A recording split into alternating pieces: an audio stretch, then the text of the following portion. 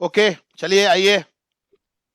आज हमारा जो चैप्टर है वो है past perfect tense, past perfect active voice.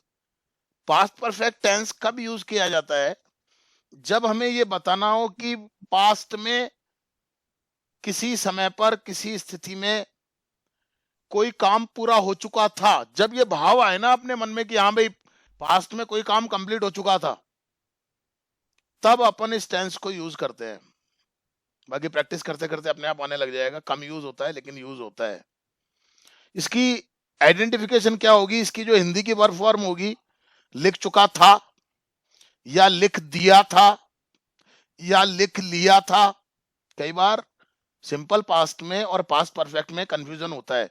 तो मैं आपको एक बात बता दूं, पास्ट परफेक्ट में तो आता लिखा था, और पास्ट परफेक्ट है, सॉरी सिंपल पास्ट में तो आएगा लिखा था। लेकिन अगर पास्ट परफेक्ट है तो लिख दिया था या लिख लिया था। ये दिया और लिया वाली जो बात आती है ना, ये परफेक्ट को बता देती है। जैसे पढ़ चुकी थी, यहां तो आप समझ ही जाओगे पढ़ लिया था, है ना। पढ़ लिया था, ये लिया को पकड़ लो आप पास्ट परफेक्ट में। या देख चुका था, देख लिया था। खरीद चुके थे या खरीद लिया था। अगर सिंपल पास्ट होता तो खरीदा था, लिखा था, पढ़ा था। लेकिन पास्ट परफेक्ट है तो खरीद लिया था, पढ़ लिया था, बेच चुके थे, बेच दिया था।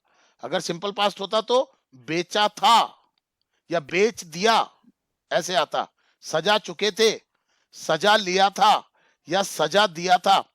अगर एक्टिव होता तो सजाया था या सजाया, ऐसे आता। लेकिन सजा लिया था या सजा दिया था, ये परफेक्ट टेंस को बता देंगे। आ जाएगा धीरे धीरे, घबराओ मत। इसकी हेल्पिंग वर्ब होती है हैड। कैसा भी सब्जेक्ट हो हैड लगेगा। मेन वर्ब की थर्ड फॉर्म। मैं आपको थोड़ा सा रिकॉल करवा दूं, हैड को हमने मेन वर्ब की तरह भी यूज किया था। हैड जो होती है ना, वो हैव की सेकंड फॉर्म भी होती है, यानी कि मेन वर्ब के रूप में भी यूज किया जाता है। आपको ध्यान हो तो, मेरे पास एक कार थी, आई हैड ए कार, वो सिंपल पास्ट टेंस था, वो मेन वर्ब के रूप में यूज किया था। लेकिन यहां पर ये हेल्पिंग वर्ब की तरह यूज हो रहा है। इसके बाद आएगी मेन वर्ब की थर्ड फॉर्म। आप एग्जांपल्स देख सकते हैं, वही फॉर्मूलाज हैं, कोई डिफरेंस नहीं है, बस केवल हेल्पिंग वर्ब बदलेगी, मेन वर्ब की फॉर्म बदलेगी। अफर्मेटिव में सब्जेक्ट पहले आएगा हमेशा की तरह, सबकी तरह। हेल्पिंग वर्ब आएगी, चूंकि ये पास्ट परफेक्ट है तो हेड आ जाएगा, मेन वर्ब की थर्ड फॉर्म, और फिर ऑब्जेक्ट, बचे हुए वर्ड्स आ जाएंगे। मैं उसे आमंत्रित कर चुका था या मैंने उसे आमंत्रित कर दिया था। ये दिया वाली बात पकड़ लेना आप इसको। आई हैड इनवाइटेड हिम या हर। नेगेटिव अगर होगा तो क्या होगा? हेल्पिंग वर्ब के बाद में नॉट लग जाएगा, वही सब्जेक्ट पहले, फिर हेल्पिंग वर्ब, फिर नॉट, मेन वर्ब की थर्ड फॉर्म और ऑब्जेक्ट। विद्यार्थी अपना काम नहीं कर चुके थे, है ना। तो स्टूडेंट्स हैड नॉट डन, ये देख लो आप, देयर वर्क। इंट्रोगेटिव होगा तो दो तरह के होते हैं, मालूम है आपको, हेल्पिंग वर्ब वाला और डब्ल्यू एच वर्ड वाला। हेल्पिंग वर्ब वाला होगा तो आप सबसे पहले हेल्पिंग वर्ब ले लेंगे, यानी कि हेड को, उसके बाद सब्जेक्ट, फिर मेन वर्ब की थर्ड फॉर्म, ऑब्जेक्ट और अदर वर्ड्स और क्वेश्चन मार्क। क्या उसने उस कमरे को सजा दिया था? वही हेड पहले आ गया, had she decorated that room. Interrogative अगर डब्ल्यू एच वर्ड वाला होगा तो डब्ल्यू एच वर्ड पहले आ जाएगा। तुमने नए कपड़े क्यों खरीद लिए थे? तो वाई, क्यों के लिए। हेल्पिंग वर्ब हैड, सब्जेक्ट आ गया यू, मेन वर्ब की थर्ड फॉर्म परचेज्ड और न्यू क्लोथ्स। पूछ लो कुछ पूछना है तो। Any question? नहीं है, ओके। बस इसके बाद ये एक्सरसाइज है 46 नंबर की। There are also 20 sentences of past perfect active voice and you have to complete it. चलिए, इसके बाद हम बात कर रहे हैं पास्ट परफेक्ट टेंस का पैसिव वॉइस। अब तो आपके लिए पैसिव वॉइस भी कोई नई चीज तो नहीं रही होगी, मैं समझता हूं।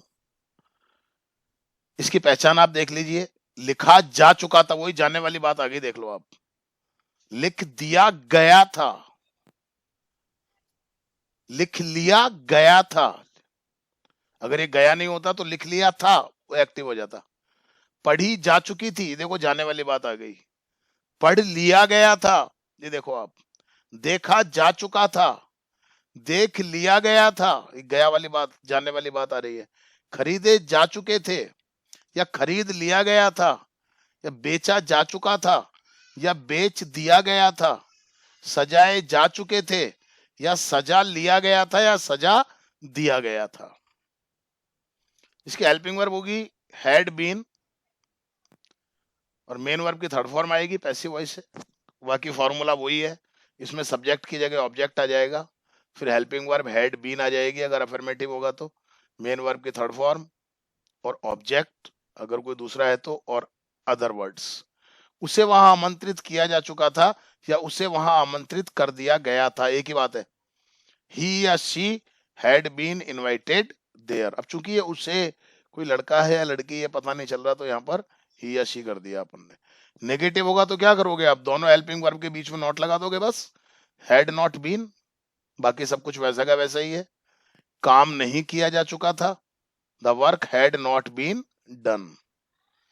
अगर इंट्रोगेटिव होगा हेल्पिंग वर्ब वाला तो पहले हेल्पिंग वर्ब आ जाएगी, एक ही हेल्पिंग वर्ब आएगी हैड, फिर ऑब्जेक्ट आएगा, फिर बची हुई हेल्पिंग वर्ब बीन आएगी, फिर मेन वर्ब की थर्ड फॉर्म आएगी, फिर ऑब्जेक्ट आ जाएगा कोई अगर है तो, और फिर अदर वर्ड्स आ जाएंगे। क्या वह कमरा सजा दिया गया था या क्या उस कमरे को सजाया जा चुका था। तो इसमें हेड पहले आ गया, had that room been decorated.